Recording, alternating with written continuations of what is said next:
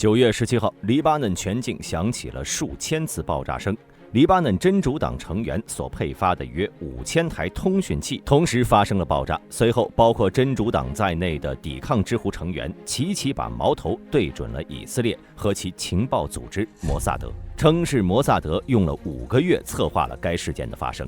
如果情况属实，该事件将是自1973年上帝之怒行动后摩萨德规模最大的一次行动了。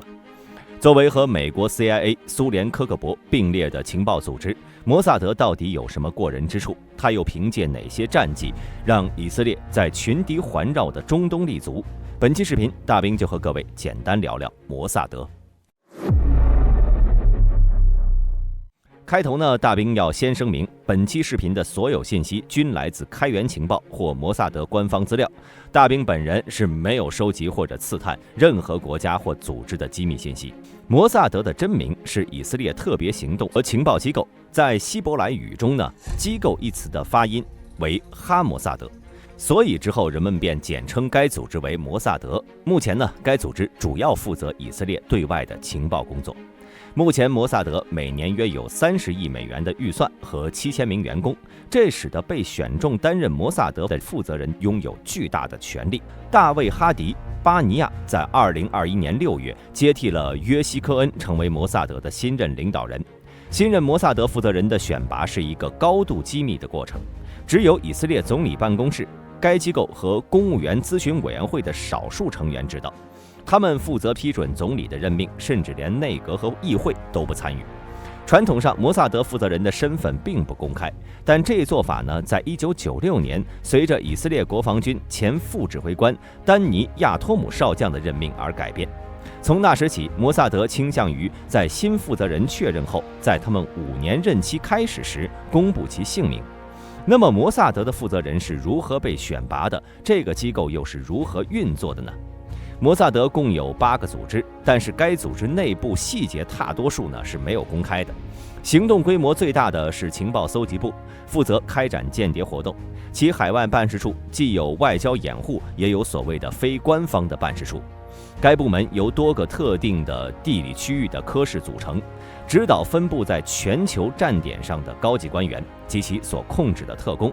从2000年起，摩萨德开展了广告宣传活动，以促进情报搜集官员的招募。政治行动和联络部负责进行政治活动，并与友好的外国情报机构以及以色列没有正常外交关系的国家进行联络。在较大的站点，比如巴黎，摩萨德通常在大使馆掩护下设有2名区域协调员，1名服务于情报搜集部，另1名服务于政治行动和联络部。特别行动处也称为 Matsad，负责执行高度敏感的定点人物清除、破坏、准军事行动和心理战项目。该部门整体较为神秘，公开资料极少。不过等下大兵会带大家从退役特工的访谈中管中窥豹。心理战和宣传部门负责心理战、宣传和欺骗行动。研究部负责情报分析工作，包括每日情况报告、每周总结和详细的月度报告。该部门分为15个地理专业科室，涵盖世界上所有军事大国以及正在或者有潜在军事冲突风险的区域，比如现在的中东和乌克兰。同时还有一个专门处理特殊武器相关问题的科室。技术部负责为摩萨德行动开发先进技术。2001年4月，摩萨德在以色列媒体上发布了招聘广告，寻找电子工程师和计算机科学家加入摩萨德技术部门。和专注于情报收集或策划行动、很少直接参与行动的其他对外情报组织相比，摩萨德更倾向于通过直接手段达成目标。这也和以色列长期所在的危险环境有关。想要统帅这样一支有着血腥味的特工组织，其领导人所需要的知识面往往非常广泛。现任摩萨德主管巴尼亚在1983年加入了以色列国防军，并在精英的萨耶特雷马特卡尔突击队中担任战斗士兵。他还曾经在纽约理工学院学习，并在佩斯大学获得了 MBA 学位，之后在一家以色列投资银行工作。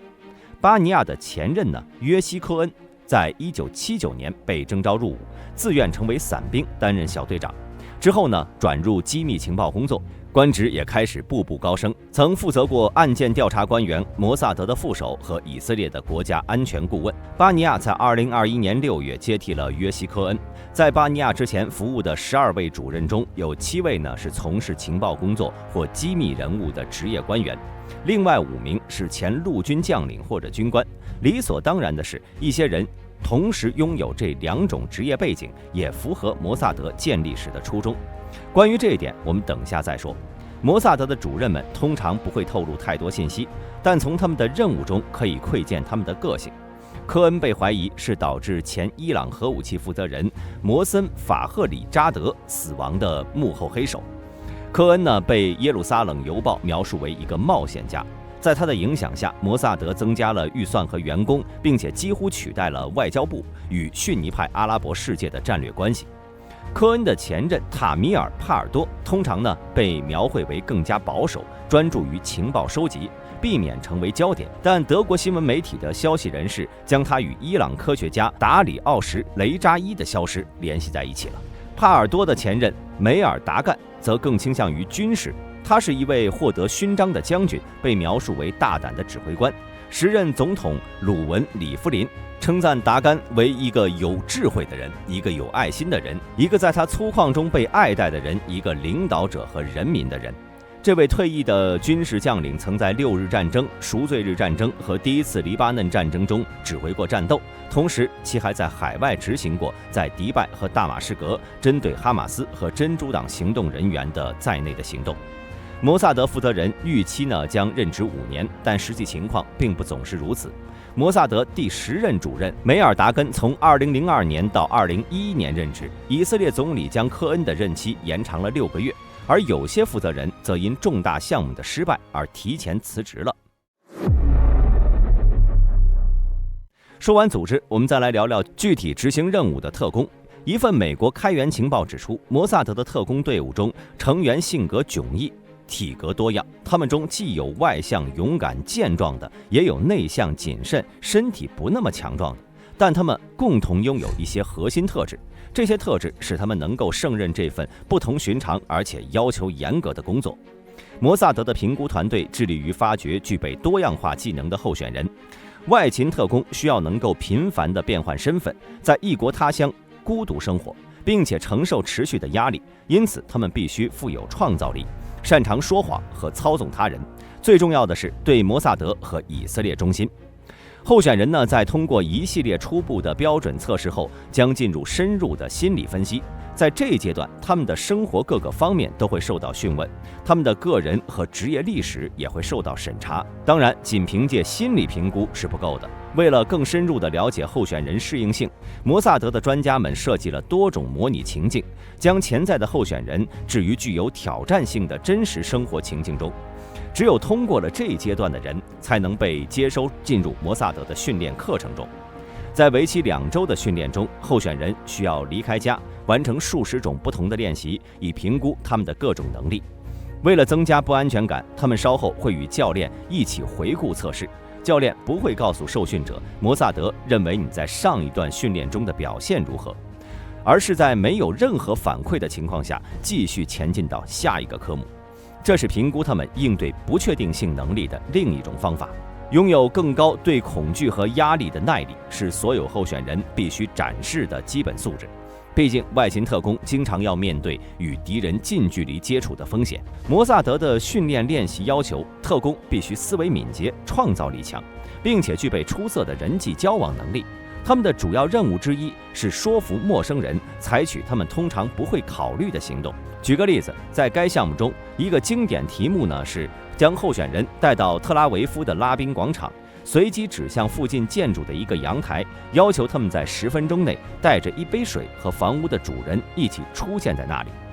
另一个测试的题目是，教练会指向酒店酒吧中的某个人，并给候选人15分钟的时间编造一个掩护故事，然后候选人需要接近目标，获取目标一些个人信息，并安排另一次会面。为了增加难度，有时候目标是一名摩萨德特工扮演的。同时执行多项任务的能力也很重要，这也解释了为什么摩萨德一直在招募更多的女性特工。前主任帕米尔·帕尔多曾指出，女性在多任务处理方面往往表现出色，这给了他们一个明显的优势。摩萨德特工的忠诚也是培训的关键部分。至于该部分该如何训练，大兵是没有找到详细的资料。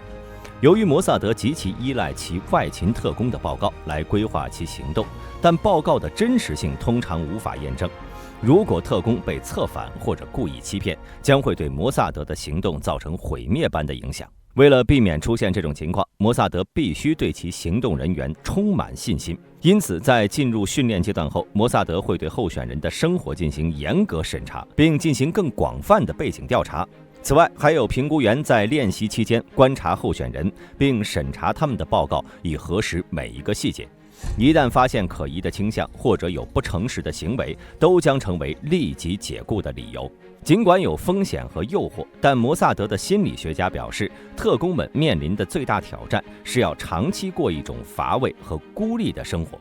孤独和无聊是候选人心理状况最严重的威胁。外勤特工经常被部署到外国，在那里，他们有时要等待几个月甚至1年才会被激活。而在这段时间里，他们不能和任何人建立真正的关系，也不能和任何人分享他们的生活细节。为了应对这些困难，特工必须拥有强大的内心力量，并且保持强烈的身份感。然而，有时压力可能会变得难以承受。在这种情况下，他们可以联系上级寻求解决方案，例如在远离任务地点位置进行短暂的度假。摩萨德前副首席拉姆·本巴拉克表示，摩萨德过去招募过一些拥有完整特工技能的人，例如掌握外语，但在经历了一些痛苦的教训后，这种情况已经改变了。大兵猜测，所谓的痛苦教训大概是这些看似完美的候选人，实际上是其他情报组织放出的诱饵，就像电影《无间道》里所演的那样。阿夫拉罕是一位前摩萨德中校，从小就怀揣着成为以色列版詹姆斯邦德的梦想。他从伊拉克祖父母那里学会了阿拉伯语，并且能够流利地进行使用希伯来语、法语、英语和一些土耳其语。这些语言对于一个未来的间谍来说，无疑是极大的加分项。在19岁那年，阿夫拉罕已经开始了他的第一次卧底任务，地点是1984年的黎巴嫩。他穿着便装，作为以色列国防军与摩萨德在贝鲁特的总部之间的联络人。尽管贝鲁特的街头枪战不断，但阿夫拉罕却对这种充满危险的生活充满了渴望，并在任务结束后返回以色列，接受了 IDF 军官的训练。阿夫拉罕的间谍生涯跨越了28年，他的足迹遍布了40个国家，最终他还成为了2018年好莱坞大片《最终行动》的顾问。该片讲述了摩萨德追捕纳粹大屠杀主谋阿道夫·艾希曼的故事。在摩萨德的早期任务中，阿夫拉罕曾飞往一个伊斯兰国家，任务是送达一份机密邮件。当时正处于中东战争期间，他一旦被人发现真实身份，下场恐怕要用惨不忍睹来形容了。就在这种环境下，阿夫拉罕穿着西装，带着新买的公文包，小心翼翼地保护着信件，最终来到交接地点。然而，当他到达汇合点时，负责接头的摩萨德官员却询问他从以色列带来的公文包在哪里。这时，他才惊讶地发现，原来那个不起眼的公文包里藏着5万美元，而他如此珍视的信封其实只是个障眼法，并不重要。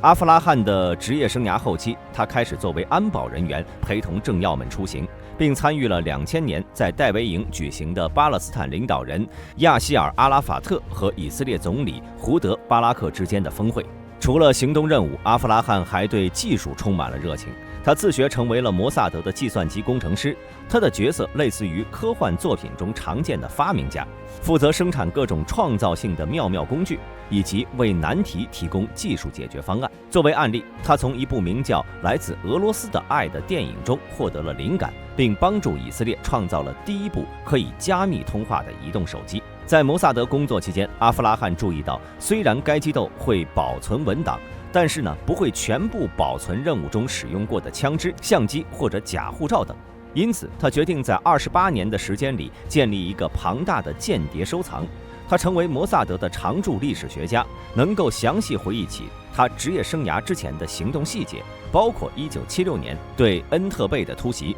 在摩萨德的28年中，隐藏在阴影中生涯结束后，阿夫拉罕在接受采访时被问及对那些刚刚加入组织的新特工的建议时，他表示，间谍最重要的武器不是各种枪或者毒药，而是注重语言、生活中的小细节以及多用逆向思维。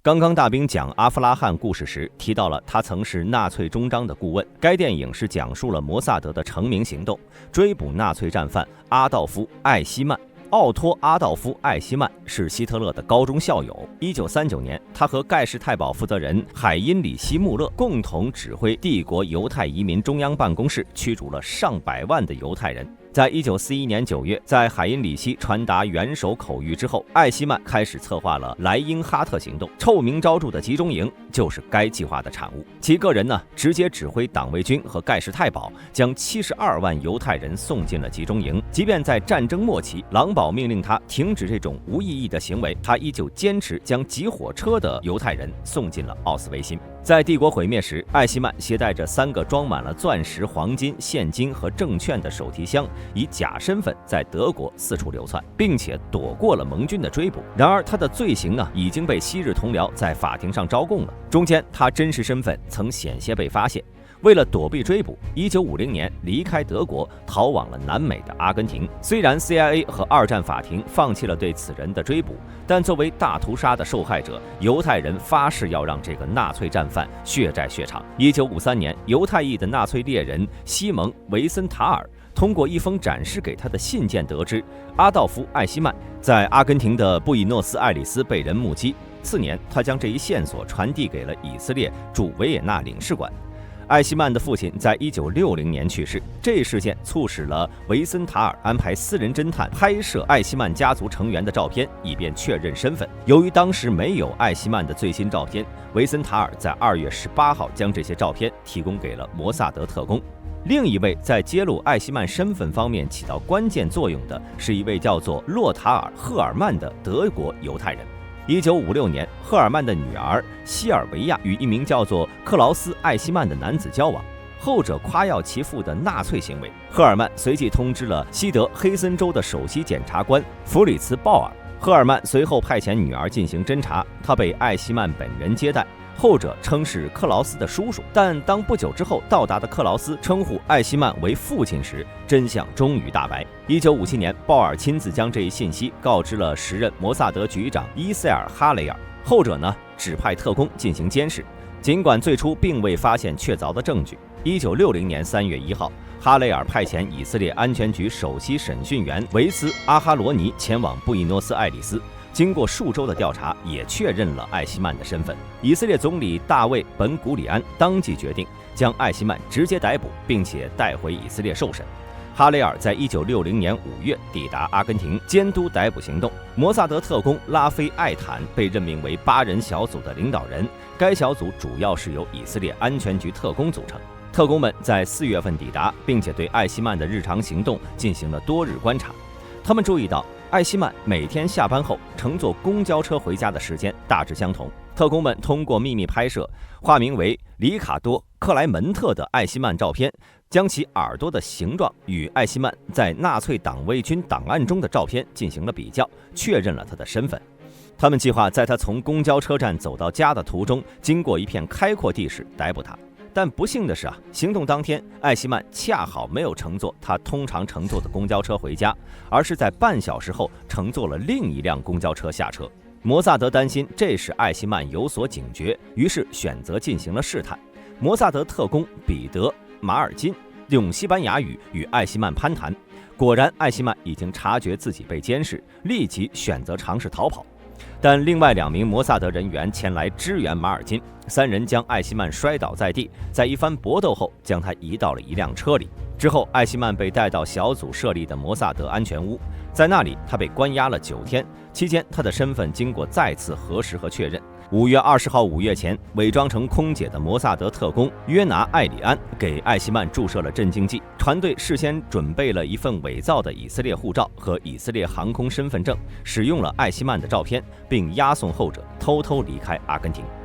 为了避免被发现，几天前以色列代表团已经以参加5月革命150周年官方庆典的名义，乘坐专机到达阿根廷。摩萨德团队押运艾希曼登上了这架飞机，并于5月22号抵达以色列。本古里安在次日下午向议会宣布了艾希曼的被捕。这场行动呢，也是震惊了世界，也是摩萨德的成名之战。1961年，艾希曼被判处绞刑。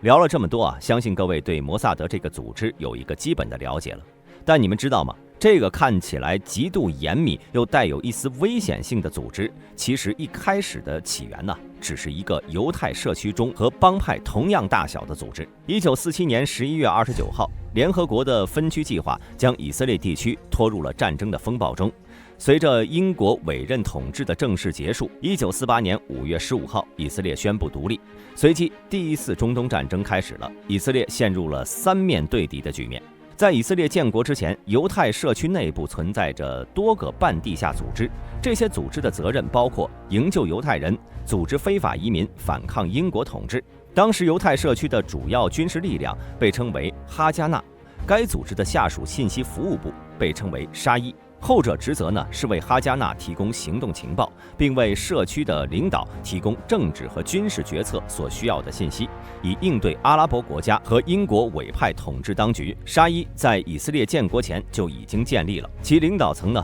包括后来成为安全服务部和摩萨德负责人的伊塞尔·哈雷尔。随着以色列国家的成立和阿拉伯军队的进攻，新的情报需求变得既明确又迫切。必须建立情报基础设施，确立官方架构，并且明确各自的职责范围。1948年6月7号，时任以色列总理古里安召集了犹太代办处政治部的工作人员鲁文·希洛阿和沙伊的代理负责人伊塞尔·贝里，讨论新生国家情报服务的初步构想。本古里安在日记中记录了这一决定，由总参谋部建立军事信息服务，由伊塞尔·贝里和维维安·赫尔佐格领导沙伊，负责安全审查和反间谍活动。1947年夏天，一本由海姆·本·梅赫纳姆领导的小型沙伊站点开始在国外运作。1948年6月，政治部门成立之后，阿瑟·本·纳坦被派往巴黎接管梅赫纳姆的联系人。这个正在形成的行动部门被称为达阿特。本古里安原则上呢反对公开承认安全和情报服务的存在，因此政治部门虽然成为了一个独立的秘密的情报机构，但仍然设在外交部内。这意味着沙伊的职责和权限无法通过立法明确，这严重限制了该部门的行动能力。1949年7月，本古里安的密友鲁文·希洛阿提议建立一个中央机构来组织和协调情报和安全服务，以加强部门间的协调和合作。于是，在12月，本古里安授权建立协调机构来监督政治部门，并协调内部安全和军事情报组织。这个机构呢，就是摩萨德。摩萨德最初在外交部的支持下运作。1951年3月，为了增强其行动能力，并统一所有海外情报收集，本古里安授权其重组，建立一个独立集中的权威机构来处理所有的海外情报任务。这被称为权威机构，构成了摩萨德的主体部分。至此之后呢，摩萨德就脱离了外交部的约束，直接向总理报告，成为总理办公室的一部分。说到这里，关于摩萨德的故事就基本讲完了。无论各位对该组织持何种看法，它都是目前中东最为强力的秘密组织。毫无疑问的是，沉寂2年的摩萨德再次出手，会为现在本就混乱的中东局势变得更加复杂。到大兵截稿时，中东局势已经进一步恶化了。以色列开始在以黎边境屯兵，而真主党称要对以色列进行毁灭性的报复。对此，各位有什么看法？欢迎发在评论区。本期视频到此结束，我是大兵，我们下期再见。